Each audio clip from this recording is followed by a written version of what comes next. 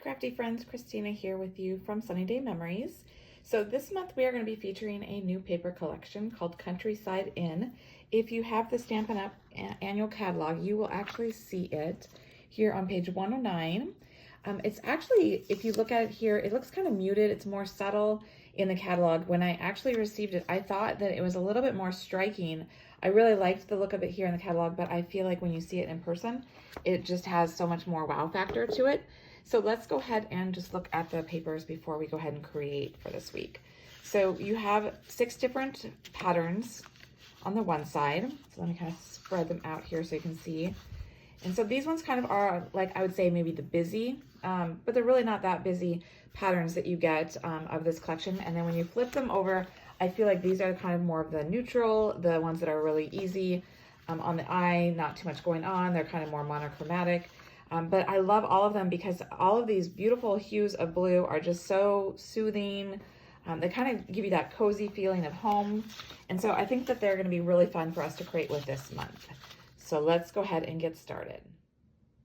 So this week we are going to be creating a crisscross fold card with the Countryside Inn papers. And I've gone ahead and, while I love all the blue shades in this paper collection, and just adding a blue toned cardstock with it always looks stunning, I thought it would be fun to add in a nice striking contrast. And so I've added in the Cajun Craze. You'll see here in the circle as well as the base of my card. And that warmth of that color, I think, just accents so beautifully with the cool blues in this paper collection. So let's go ahead and get started.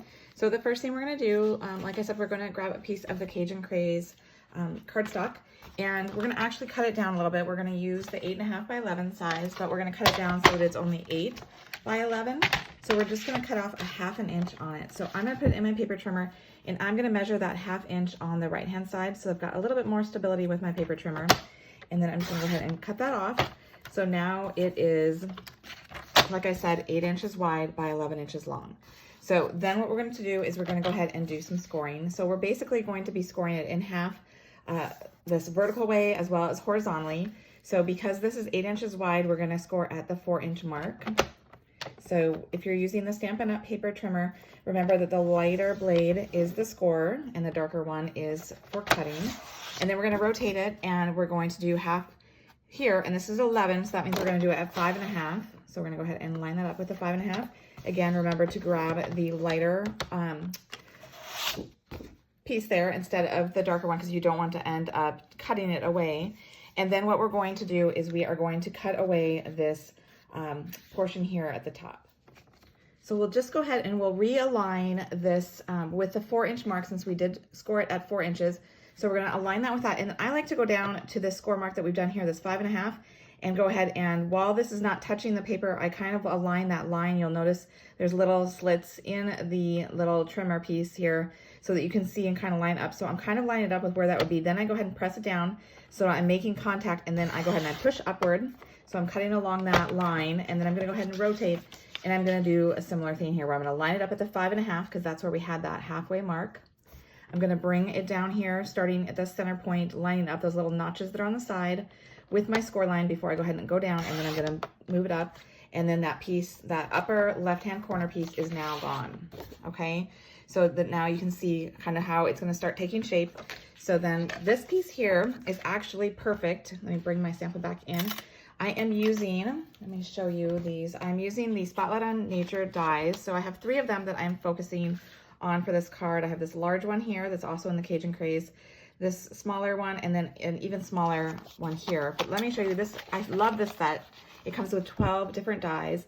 They repeat in pattern, so that if you wanted to, you could actually keep them all the same. Like if you wanted to have all of these dashed lined ones, you could do a larger one with that smaller one that fits there. Same thing with like this one here that has little dots, and they all have repeats. And so you could go between the 2 different sets of dies and line them up so they match, or so you can mix or match, which I really love. So what I was going to say is that your leftover piece that you've just cut out, since we don't need this for anything else, this is perfect for going ahead and putting this on here to go ahead and cut out on your die cutting machine. So I've just gone ahead and done that. I've cut out that largest circle. So now I have all 3 circles prepared, because I cut out the Night of Navy as well as my basic white. So those pieces are all ready to go now. Move these out of the way.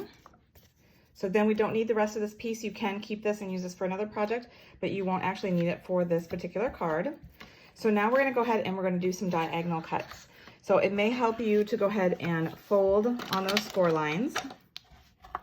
So you get a crisp line so you kind of know what you're working with on your card here. So I'm gonna just do that real quick. So to give you kind of, I'm very visual, so if you're visual as well, this kind of will help you if you kind of look at it so you can kind of see the angles at which we're cutting. So if you notice here, you're going from this point here down to the edge. So when you're cutting, you're gonna be going from that corner point down to your lower right-hand corner to get that angle. So I'm gonna go ahead and pull my paper trimmer in, and we're going to do that cut.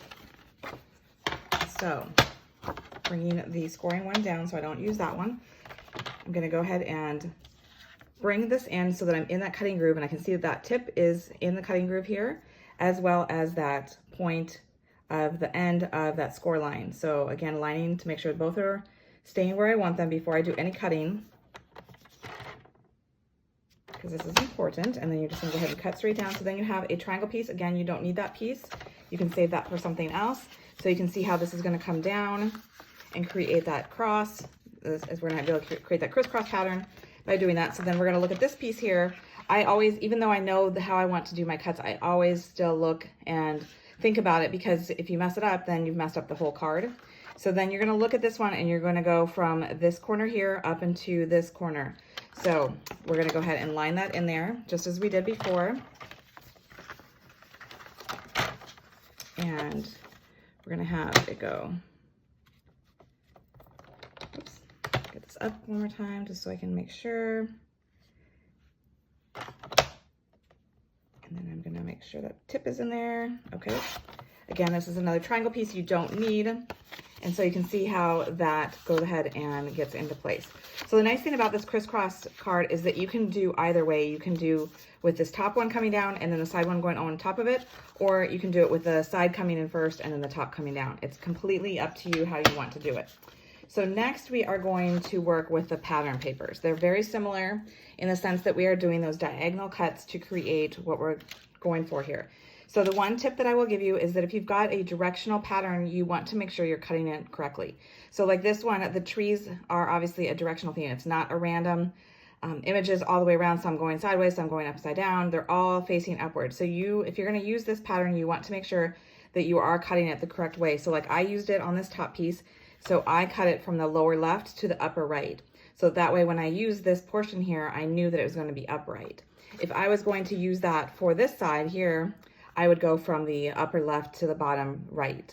So hopefully that makes sense. So I'm gonna go ahead and I did already cut some pieces, because what I actually did is I wanted to have two different patterns. I wanted to have a light pattern and a dark pattern, which sometimes the papers will do that. This one here in particular has two light, where it's got the light here, the lighter blues again, and the more predominant lighter blues in this. And I wanted to have some darker ones. So I actually cut two pieces already so that I could do that. And so I'm gonna use this piece again. So I already have it the correct piece here. So I need my piece to be, like I said, from the upper right to the lower left. And so that's what we're gonna go ahead and cut for that.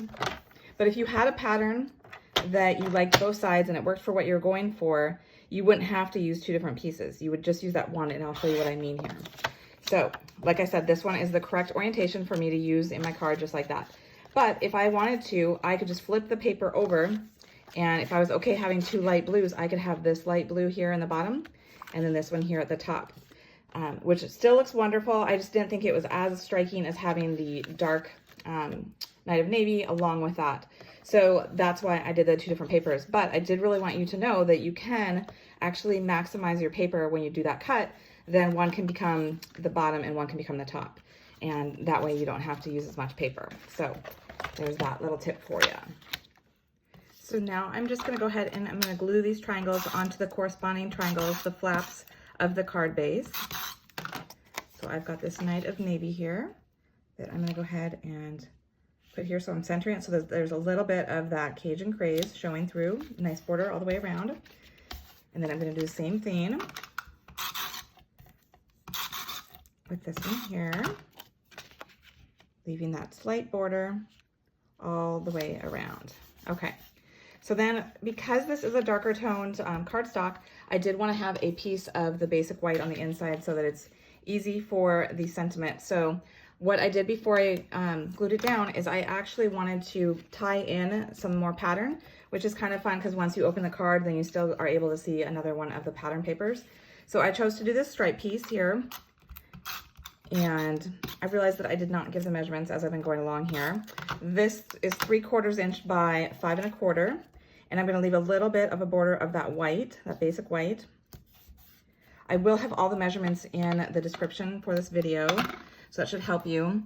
And then what I wanted to do is I still want to tie in a little bit more of that Night of Navy, since it wasn't as predominant in this stripe piece, but it kind of helped to make those dots pop. So I took one of the Stampin' Writes, and I'm using, it has 2 different tips. It has a writing tip, more of a bullet one, as well as a brush one. I'm taking more of the bullet tip there, and I am just like carefully sliding along that seam between where it is glued down, and doing it on both sides here. You could just do it on one side, you don't have to do it all, but I think it does add a nice definition, and it ties in that darker tone. And it's a super easy thing to do. So then I can go ahead and glue it down and put it inside my card. So that way I can write my sentiment on a lighter paper here, leaving that border. So it's coming together nicely.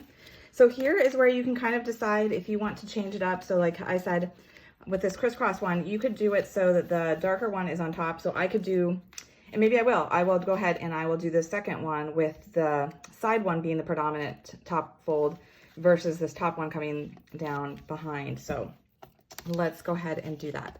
So let's do our stamping on the basic white, and I'm using the Cajun Craze and the Night of Navy.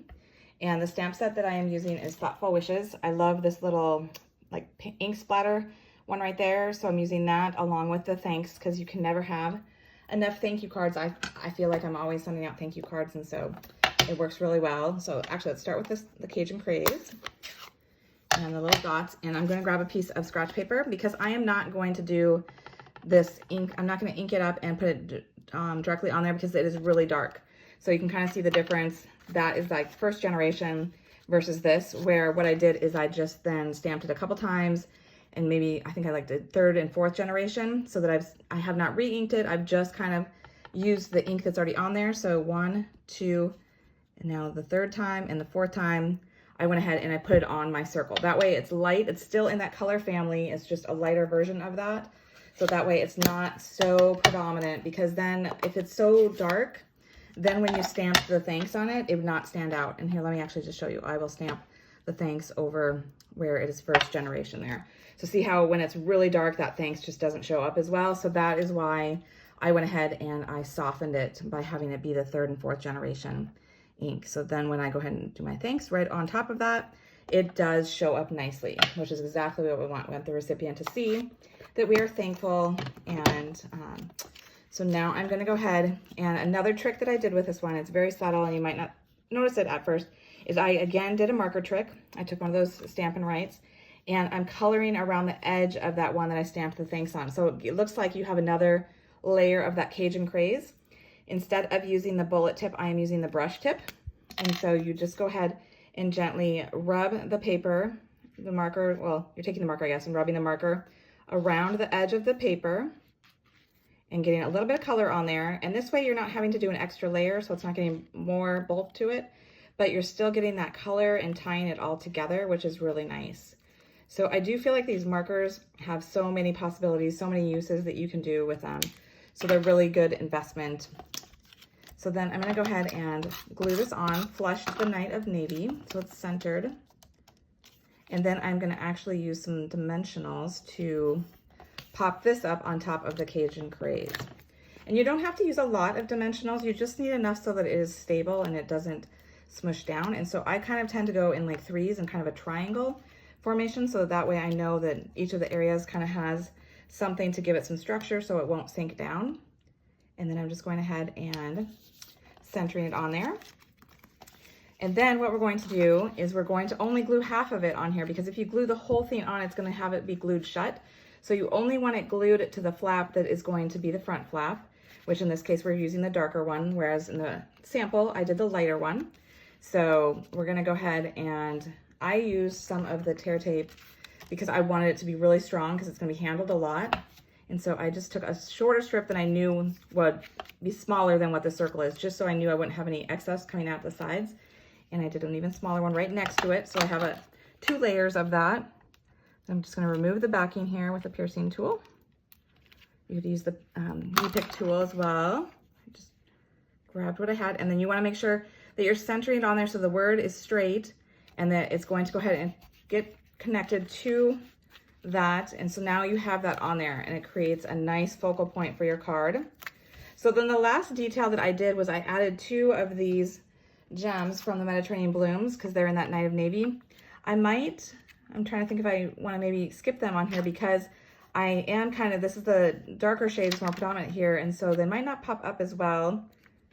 So I think I might just actually leave mine as is like that. I do like that. So that is all there is. The one thing that you might want to do before you mail it, because you'll see how it kind of pops up, is if you put something heavy on it, like a book or something, just to kind of help train it to stay down so it doesn't keep popping up like that, that will help you in terms of mailing it, because then it won't be so bulky and you won't get charged anything extra for that. So I hope you've enjoyed it. I hope you feel inspired by it and give it a try. And until next time, stay crafty.